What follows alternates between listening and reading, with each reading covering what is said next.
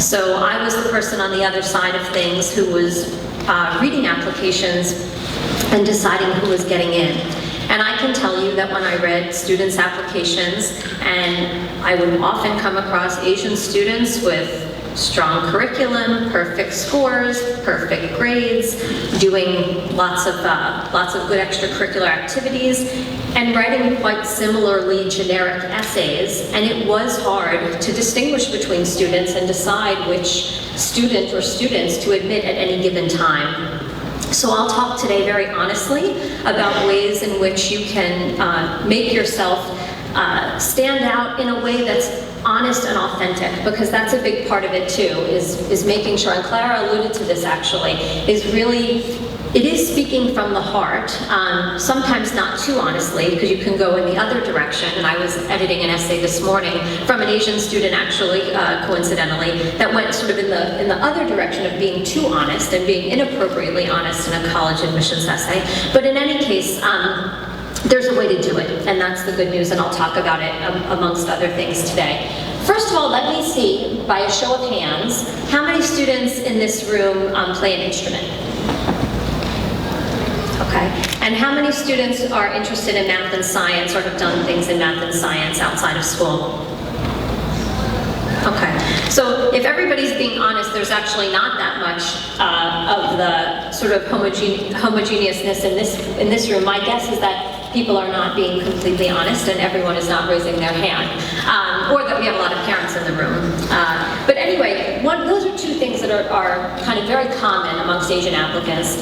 Playing instruments and at a high level, and an interest in math, science, or the pre-professions. And I'm going to talk about, that falls into two different categories. I'm going to talk about the academic piece, also the extracurricular piece, and break those down into a couple of different things. So the academic piece is the courses that you take, as well as the grades that you earn. And I'll get to standardized testing in a couple of minutes. But your grades are very important, but it's always in the context of the classes that you take. So if your school offers AP level courses and you've taken none of them but have straight A's, that's not considered the most rigorous curriculum, and we would say that that's not necessarily the strongest academic background for sure. You'll find yourself in a difficult spot to get admitted to higher level schools if you haven't taken the most rigorous curriculum. Now, one thing I want to talk about is that students from one school are not compared to students at other schools. So if you go to a public school in New Jersey, you're not being compared to students at another public school in New Jersey, or to private school kids in New Jersey or New York. You really just looked at yourself in the context of your high school. So how much or how well have you taken advantage of what your high school has to offer? So if you happen to attend a high school that doesn't offer AP courses, you're not going to be penalized in the process either. So assuming that your school does offer AP or IB level courses, which most do in this area, the expectation for schools, and the higher up you get, the more so, is that you're going to be taking those classes. It's also the case that the expectation is that you're going to be taking all 5 core academic classes through 12th grade, regardless of your interests. So if you are interested and you know that you want to be a doctor, and you're even going to apply to accelerated or combined pre-med programs directly out of high school for college, you still should be taking not only math and science and then English, which is almost always required, but also history and also foreign language through your 12th grade year. Foreign language there's a little bit more flexibility on, but the others not so much. You want to at least take 3 years of foreign language, and not the language that would be spoken at home. So you wouldn't want to, if Korean is spoken at home, we wouldn't say Korean is the foreign language for you, even though it would be for me or for somebody else. And so you want to make sure that you're taking a broad-based, what we would consider liberal arts preparation, and doing well in ideally all of the classes, or as well as can be expected. Everybody has strengths and everyone has weaknesses, and even amongst Asian applicants, not everybody is performing perfectly on everything, and that's obviously okay. And that's one thing I also want to speak to, which is a lot of students will come to me with actually very strong backgrounds and sometimes more modest backgrounds. backgrounds who are Asian and be very nervous that because so many Asian students will present sort of perfectly, that they really have no chance at anything. And don't be too hard on yourself there either. If you have 750 or higher on pretty much any section of any test that is offered by the College Board, you're in good shape. It's a good thing. Don't be so hard on yourself and think that you've done poorly. Let's just say you're in the 600s and maybe some people in the 500s certain things. There are also schools that will take you as well, and that would go whether you are Asian or not. But I have a lot of students who will come to me who do not necessarily present as perfectly, at least from the numbers perspective, and they fear that really they'll have no good name brand or solid option, and that really isn't the case. And so it's really, really important to work as hard as you can and to challenge yourself as much as you can. But of course, know that it's not perfection that we're striving for. And I often will sometimes tell students of mine who can get the perfect scores in everything, actually to try and not do it because it looks so robotic when you do. And I've had students be a little bit nervous about that. They want to go in and retake something to get the 800 when they're at 760 or 770. And I'm telling them not to, as their college counselor, saying, no, don't do it. We don't want you to look perfect. We don't want you to look robotic in that way. And students have had a little bit of difficulty, but they're at Princeton, they're at Stanford, they're at Harvard, they're at Yale, they're at Columbia now, and they'll tell you that it worked. And I'm not saying go in and always don't try to do well, but it's not perfection, again, that we're going for. You're trying to show that you can do work at a particular level, and there's a little bit of a range there. So what we consider to be the highest level is not necessarily just that top point of perfection. So you want to take the most rigorous courses available at your high school that you can also handle and still do well in. You want to do well in them, as I said, get ideally as close to all A's as possible, more A's than B's, let's say, at least in the core classes. And let's turn our attention to standardized tests, which is something that for Asian applicants often is, at least they'll say to me, that's sort of the easy part for them, that they just study, they can do it, and take care of it. It is important to do well, and tests can be a big determining factor in college admissions, but it tends to more be that for tests, what we're looking for is just that they're not an issue.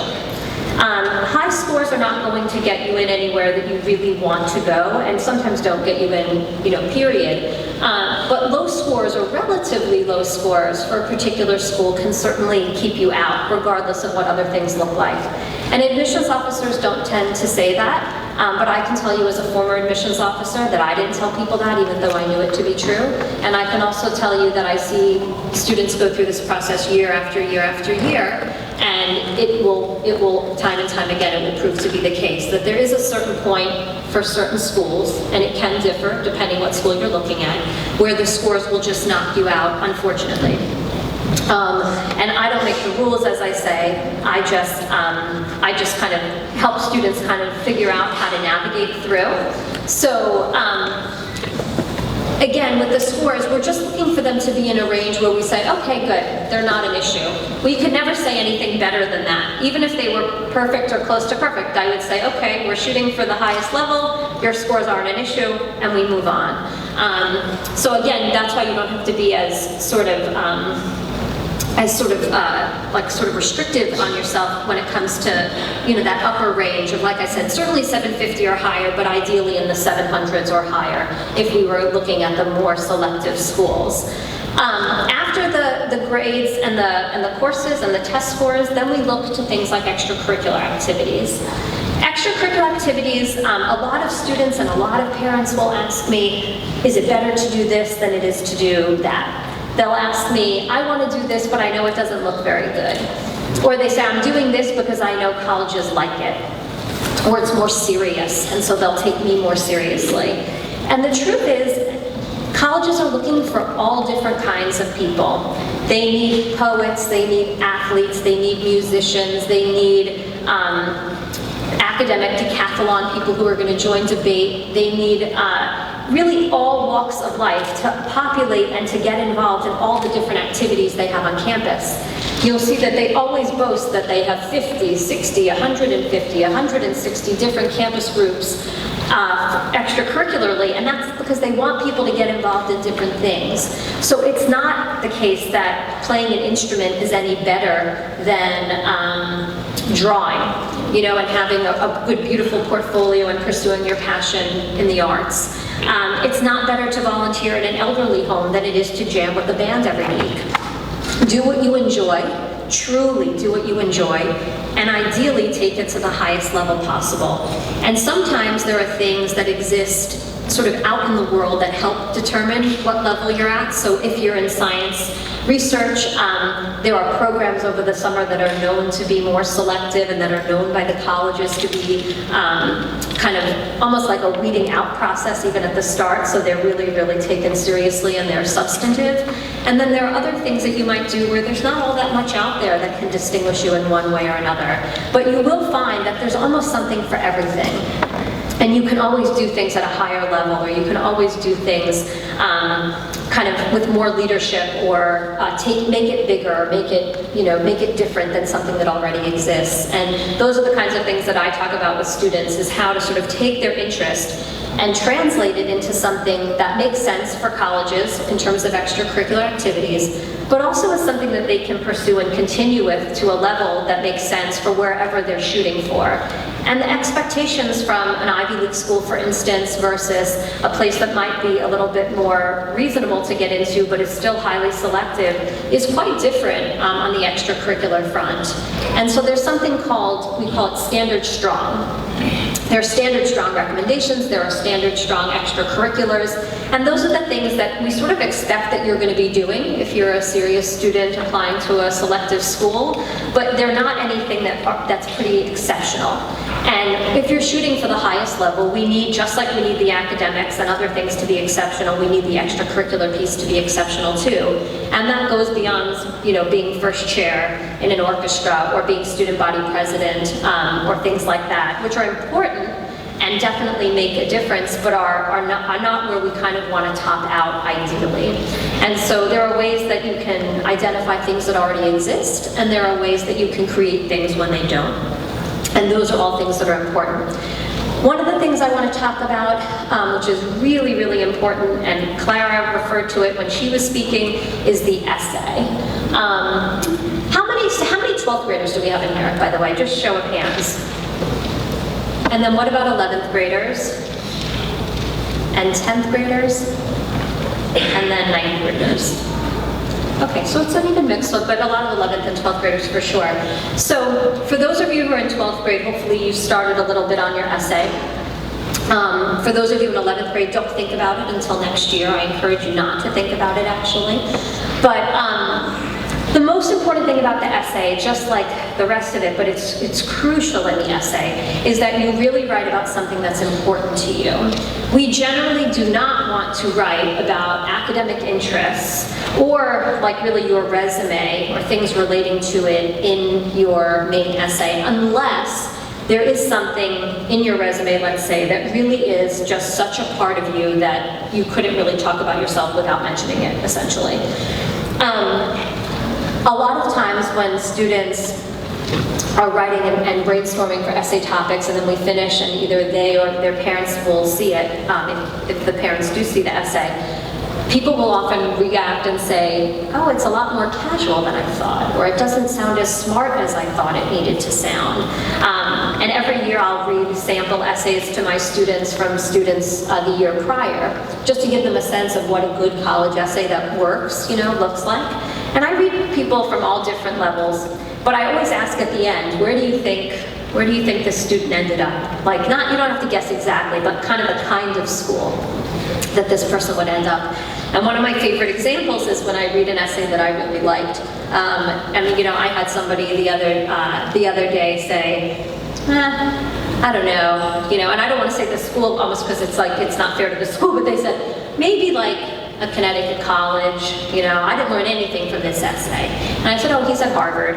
And the student said, oh, well, maybe I should listen again. And I didn't hear it properly. And it's funny, and that essay often gets, like, not that Michigan isn't a great school, it's a fantastic school, and it's really, really hard to get into, but it is easier than Harvard by a fair amount. And a lot of times, like, people rarely guess higher than Michigan for, like, where this kid would have gone to school. And he was a straightforward applicant. There was nothing, you know, unique or special circumstance about him. And people, again, are often very, very surprised. And the idea is that and it was also one of the reasons I use it is because the student was a really, just a really, like, kind of serious, stiff kid who always just had his eyes on the prize and was working really hard to get there, and it was sort of like, almost like, just tell me what to do and I'll do it. And when you get to the essay, that's bad. You don't want to just be told what to do, because first of all, everyone would look the same, and that's the problem. That's what I'm trying to help people avoid. And again, colleges are looking for all different kinds of kids. They want kids who are witty, they want kids who are serious, they want kids who care about, who say, you know, family is really important, they want kids who say their art is really important. I mean, there really is no value judgment, you know, essentially, as long as you're not saying anything that's off color or that's, you know, again, as I said before, too honest maybe about yourself. The key is really writing about something about you in a way that's thoughtful and reflective, and that also sometimes means writing about something that you would think in your head is not very positive, as long as it's something that's in the past and you've kind of moved on from it. So for instance, sometimes students will write about a change in themselves over time, and there are changes that are somewhat natural and expected as students move from certainly middle school throughout high school or younger to kind of older. A common one that people will sometimes write about is a transition from being very shy and sort of not a follower, but sort of being told what to do, and then kind of coming out of their shell for some reason or another, through an experience or some other thing, and kind of changing and becoming more about pursuing what they want and kind of realizing that they have a voice for themselves, or putting themselves out there in a group when they're with other kids or with older people or whatever. And we do talk about that former self who was really shy and just kind of didn't put themselves out there and really did miss out on opportunities. And you want to reflect on that and show that you can see yourself for what you are. But the key is that the main part of the essay, for instance, would focus on who you are today.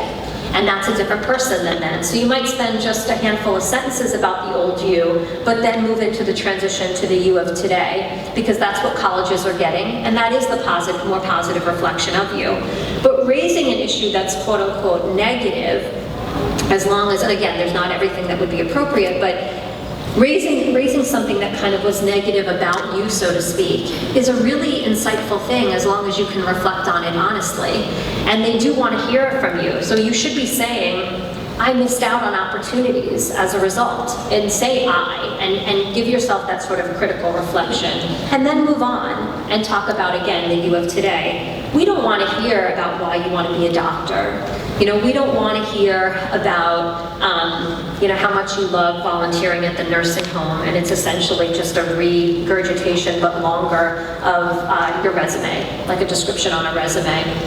And we also don't want to hear things that sound like an English essay where you kind of make a point about yourself and then give 3 examples and then conclude. You really want to tell a story that would be engaging if I picked up a magazine or if I was sitting across from you and just listening. One of the things also is don't be so formal in your language. So for instance, you want to make sure that you use contractions. I know English teachers are going to slap me on the wrist, but that's not how we speak, right? We don't speak so formally. If I was talking to you, if you transcribe this speech that I'm giving to you, you would see that I rarely I'm not using contractions when they're available to me. So you want it to sound like you're speaking. Now, where does this come in for Asian students in particular?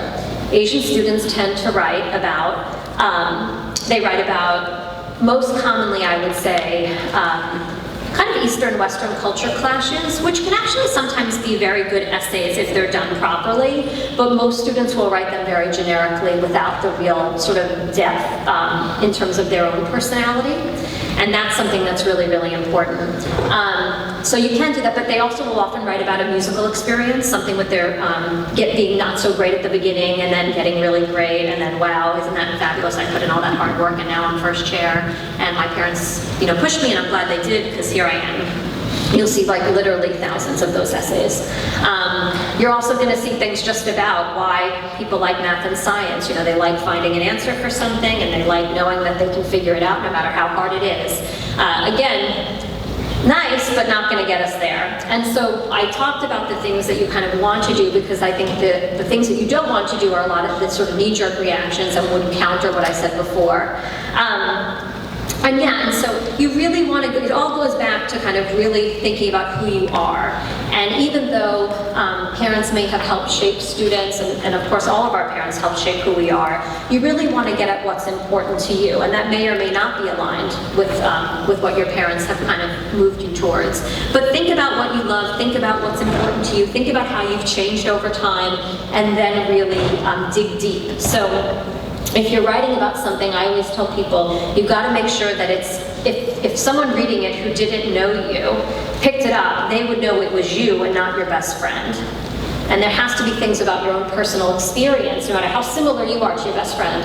There are things about your own personal experience that are just different from everybody else. And that is what makes you unique. And so when your essay unique, when you hear people and admissions officers talking about standing out and the hook and the unique, all they're saying to you, they're just saying it in a very sort of PR kind of way, all they're saying to you is truly be yourself. But then when they say that, people sitting in the audience are like, well, what does that mean? But you're judging me while I'm being myself.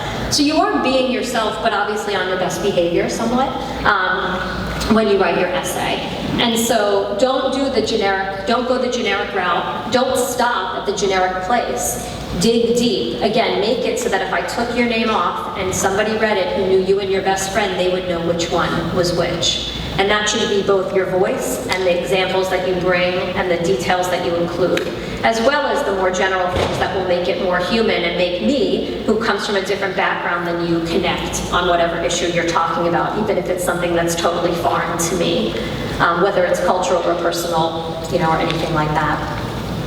So, just to recap about the kinds of things that you want to focus on and make sure that you really pay attention to, particularly as an Asian applicant, but in truth for all applicants, is that you want to make sure that you're focusing on the curriculum and you're taking the strongest classes possible based on your strengths and interests. Don't freak out if you're an Asian kid and you're like, I'm actually bad at math. What do I do?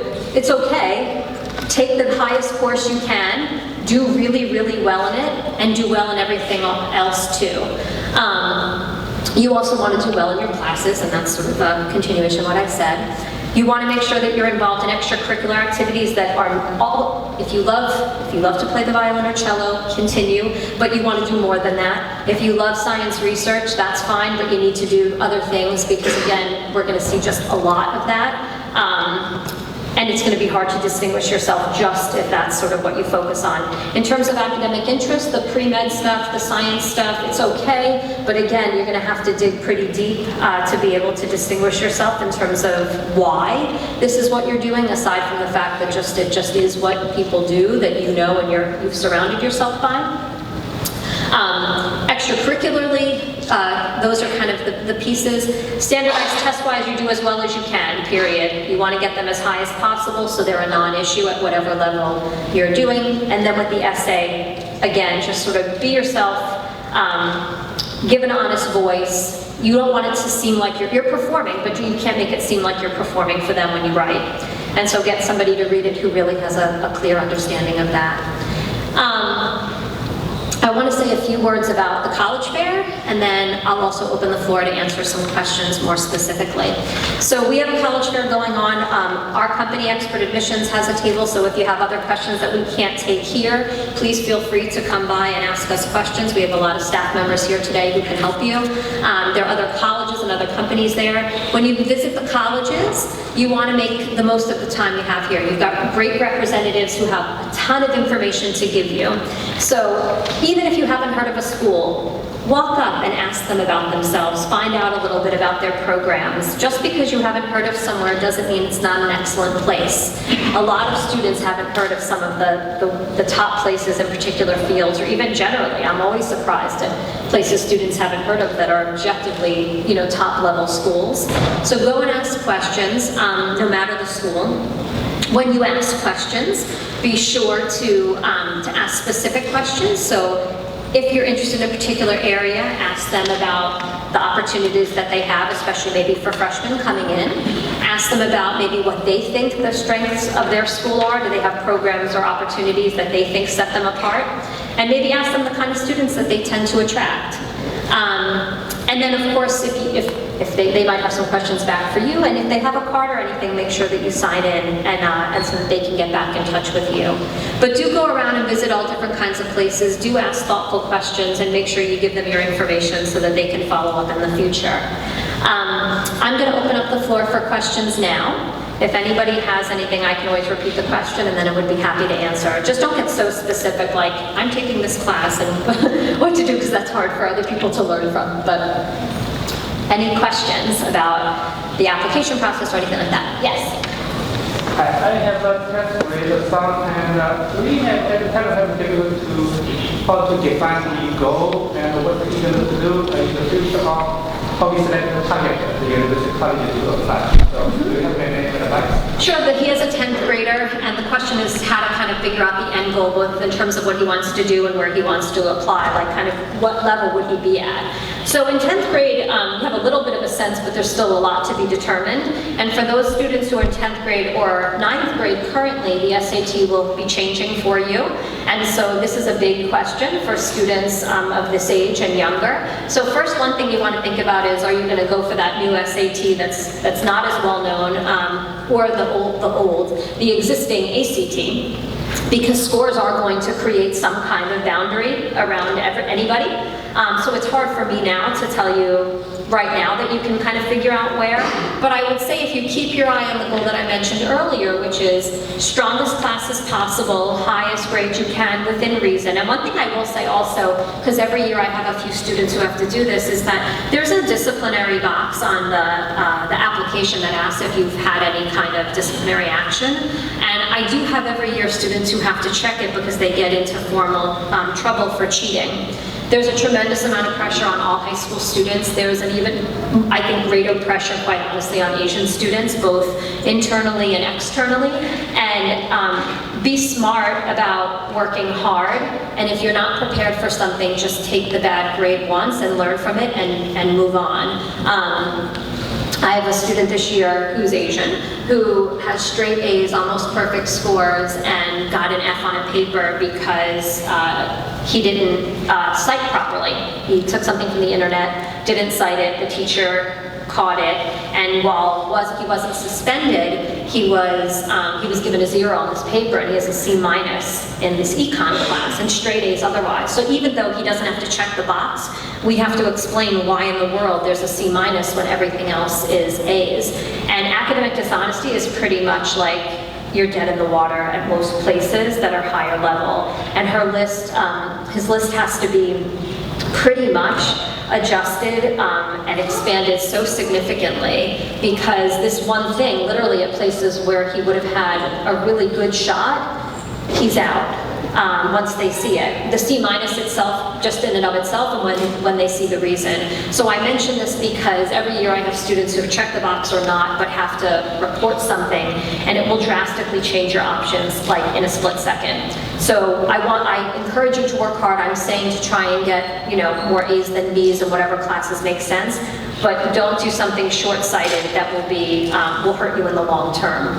And so I know there's a lot of pressure out there, but keep your head on straight and just work hard and do the best you can. It all works out in the end. So the thing that I was saying is that I think it's hard now to know. Scores will definitely give you some initial sense because you'll know where they start knocking you out.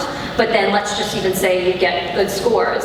then it becomes more an issue of fit. And this is where your college counselor or some college counselor can come into play, which is to help you figure out, well, what is the difference between Harvard and Yale? Like, they actually numerically take the same students, but they're such different places if you really know them. And they're looking for really different things in applicants. Even if you look at Emory and Vanderbilt, two places, medium-sized, southern, high level, makes sense.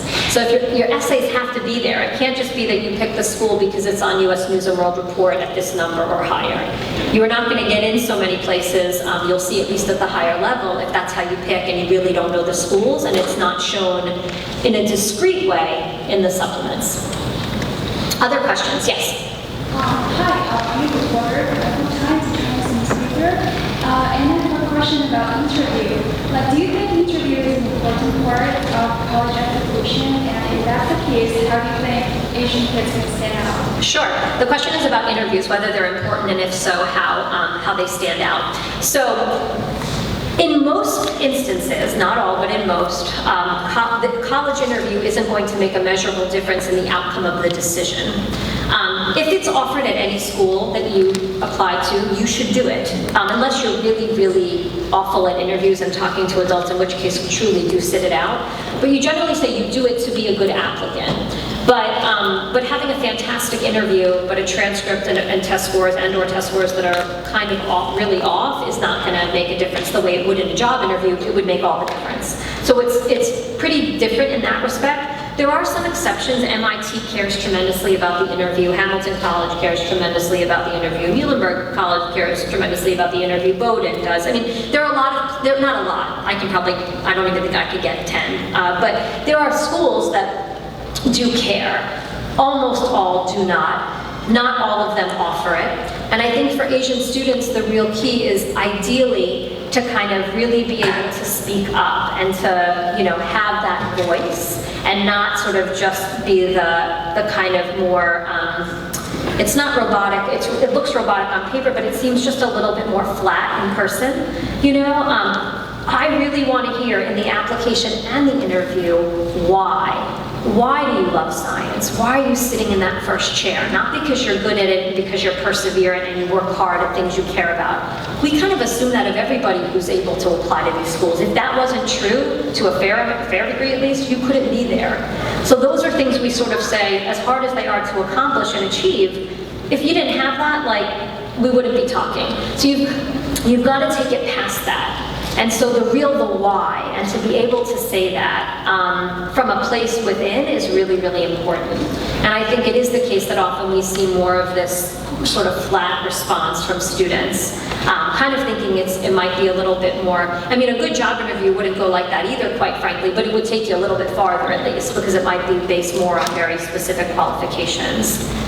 So I think kind of feeling comfortable to let your personality come through when talking to an adult, and even for these purposes, is important. And I don't know if you want me to take a few more questions or if we should stop.